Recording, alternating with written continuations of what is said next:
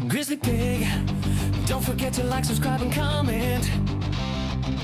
GrizzlyPig, the place to go Hello for all everybody, your favorite GrizzlyPig here. content. Welcome to today's episode. Today I've got a big one for you. I'm going to show you guys how you can very effectively get your hunting and your husbandry up to Journeyman. I'm going to show you how to do this very cheap and very effectively. I'm also going to show you lots of little tips and tricks that you might not know about that's going to really help you with this, that you're not going to want to miss. So although I will be timestamping this video and you're free to skip ahead to any of the bits that are relevant to you, I very much recommend you watch the whole video because you are not going to want to miss a thing. So first of all, I'm going to assume that you are novice in both husbandry and hunting for this video. And I'm also going to assume that you have a way of making money. Either you do crates or you do mining, lumbering, and you can sell the lumber that you get, because you are going to need some gold for this. That is just the nature of leveling up husbandry. Hunting, however, is not going to cost you a thing. Before we get started, I'm going to head over now to the Ashes Codex website. This is an interactive map and this helped me a huge amount in putting this guide together. So when you open up the website, it should look something like this. I'm going to leave this website in the description for you guys to use.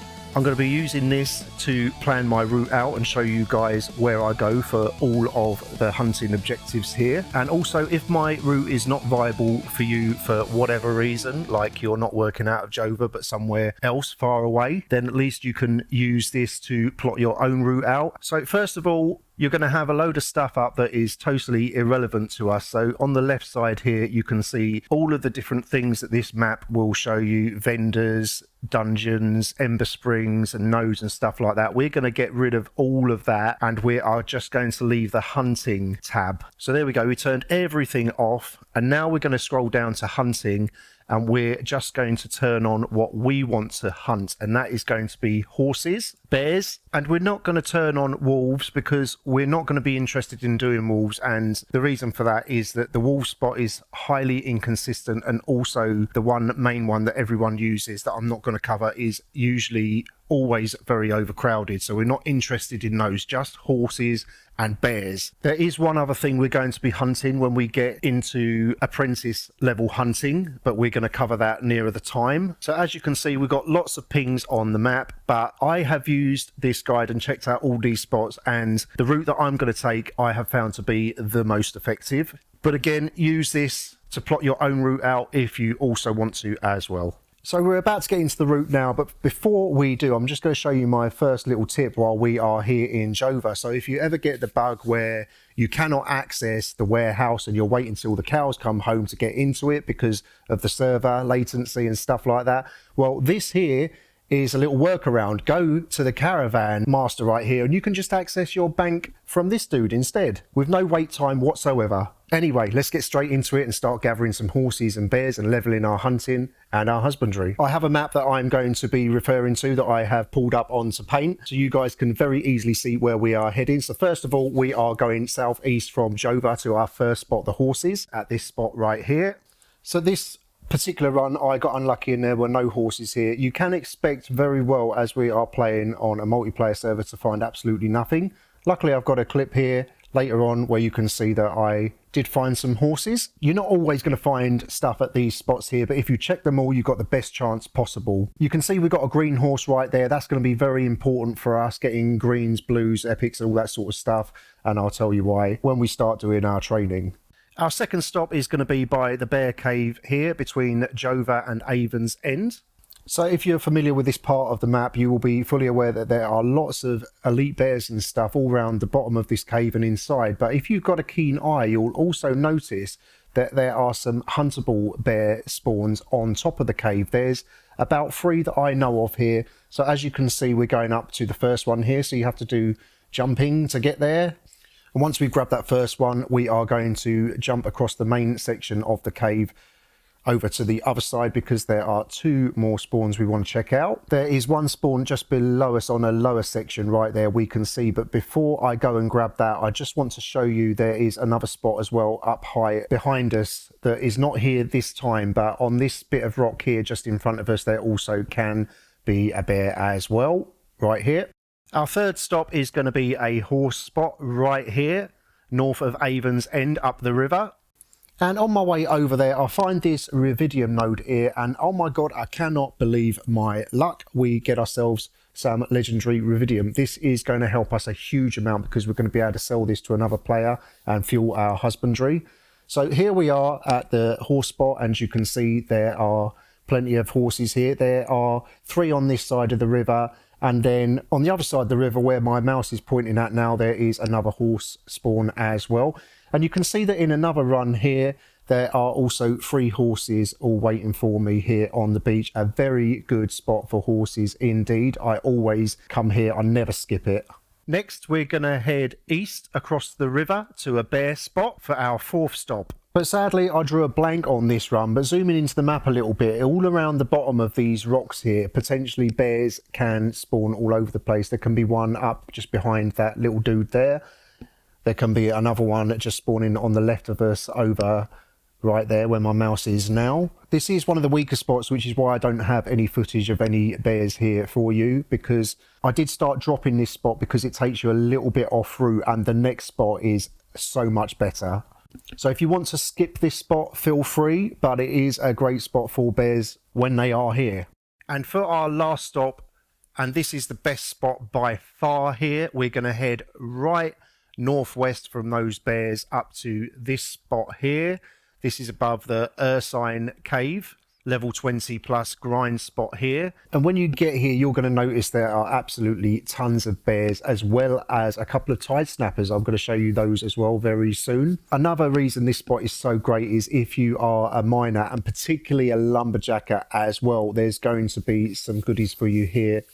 There's going to be some Iridium, and there's going to be some braidwood as well as weeping willow. And if you get epic or legendary procs on gathering, then you're going to be able to sell these goods to players, and this is going to boost your husbandry a lot because it does cost money to level husbandry, unfortunately.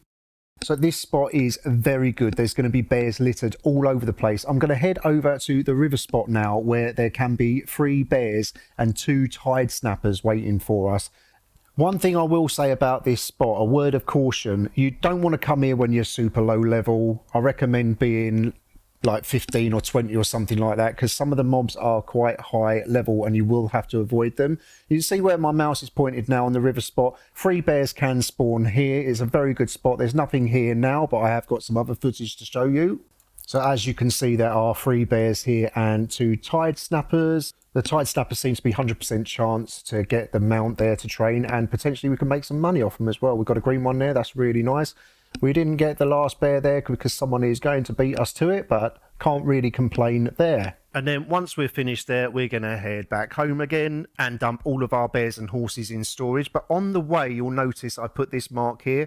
On this rock here, there is a raptor that spawns. So if you want to pick that up as well, feel free to do so.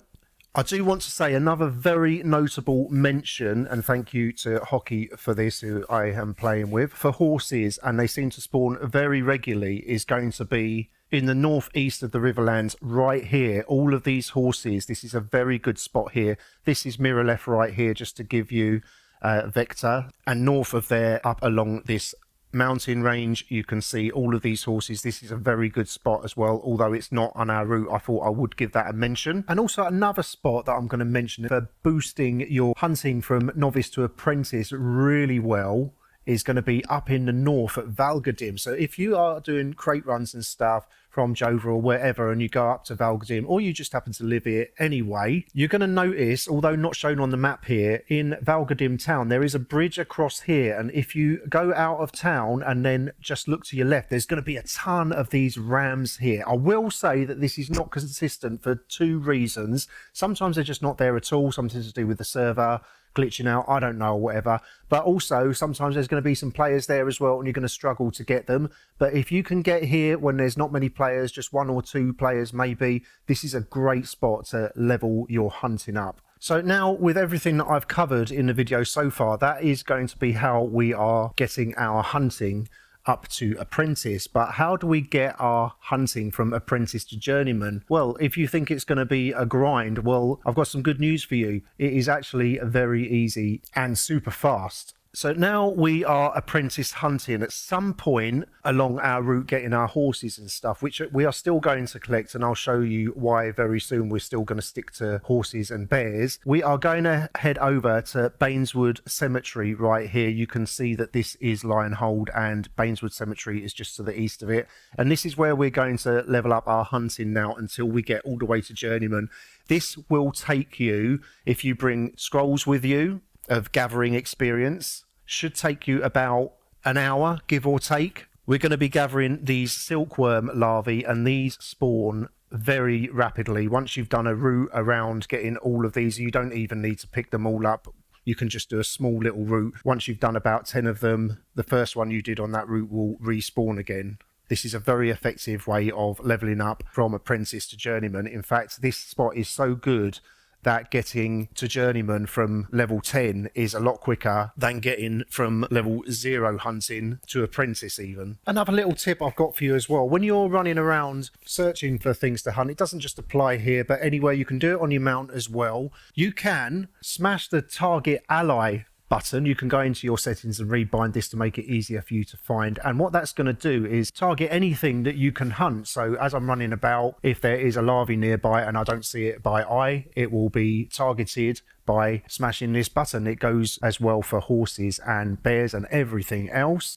It will also target players and their mounts as well, but just keep smashing it while you're running around to help you find anything that you can hunt. So now we've covered how to get journeyman hunting, we're now going to go back to our husbandry, and now we've got a bunch of horses and a bunch of bears all gathered up. We go to the husbandry workstation here and we're going to train these in batches, and there's a good reason for this. Now, if you pop a experience scroll of processing before you start the queues going on, then everything that you collect later on will benefit from that scroll. So that is why it's really good to do it in batches, because if you want to get the best scrolls, the commission ones, then they will cost you, because you're going to have to probably buy them from players at the marketplace. And while you are there, also have a look and search for horses on the marketplace, because players will also sell the untamed ones. You might be lucky and pick them up for a silver a piece. Maybe it's going to cost you 5 or 10 or whatever, but you're going to need quite a lot of them. So it does help to buy them if you can. Now, you see I've got a couple of otters here, and you'll notice that they are not common quality. I would not recommend doing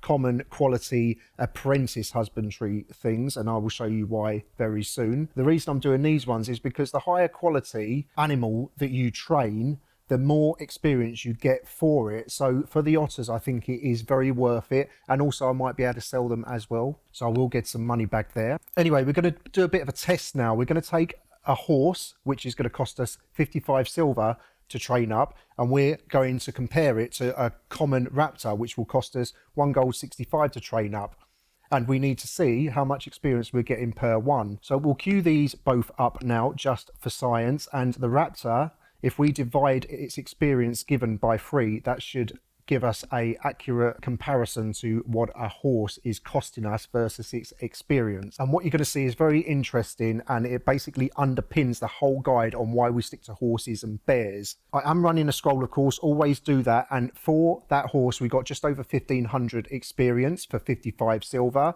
and for the raptor, which we're going to claim just now, you'll see that we get just over 1800 experience, nearly 1900 experience. So if you divide that by 3, that is nowhere near as good. Quick maths. On the raptor, we are getting 600 experience per 55 silver versus the horse, which is giving us over 1500 experience per 55 silver. I wouldn't normally run that test that way with training just one thing at a time.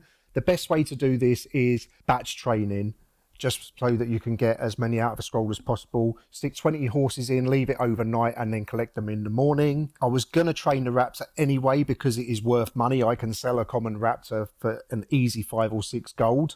But generally stick to the horses and the bears if you want to level, or any other novice hunting animal that's going to cost you only 55 silver to train. So there we have it, job done. We got our journeyman hunting and our husbandry up. Now I'm going to show you, once you have got journeyman husbandry, you might not necessarily be able to go to the same town to do your husbandry from here on for any of the journeyman tames like the iguana or the flail runner. So I'm in Miralef now, which is not my hometown. I am a citizen of Jova, but I've had to come here, and I'm just showing you now where the husbandry station is located here. So it's not in amongst all of the other things over at the marketplace. It's instead over to the northwest. And you can see I'm queuing up an iguana here, and if I get the mount, I'll be able to sell that for lots of profit, hopefully, as well as train up an alpine baghorn mule. It's just like the Moonstrider, but 20% faster. Sadly, we don't have the vendor leveled up for me to buy that yet, though, so that's not going to happen. In my next video, I will probably be addressing the elephant in the room, that is the scorpion broodling, because I'm also going to go over and get some basilisks as well. So although I do have a scorpion broodling, I did get it myself, I did train it myself,